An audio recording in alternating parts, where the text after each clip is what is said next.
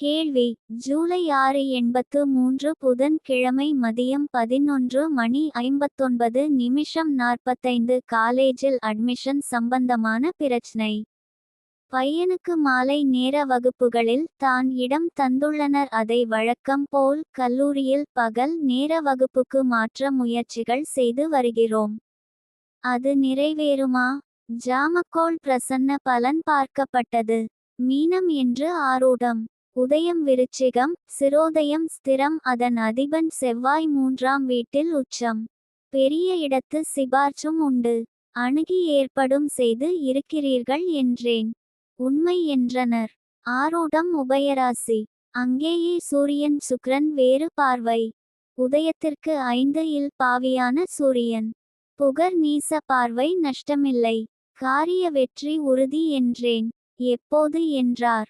கோச்சார சந்திரன் மேஷத்தில் இருந்து உதயம் வரை 8 ராசிகள்.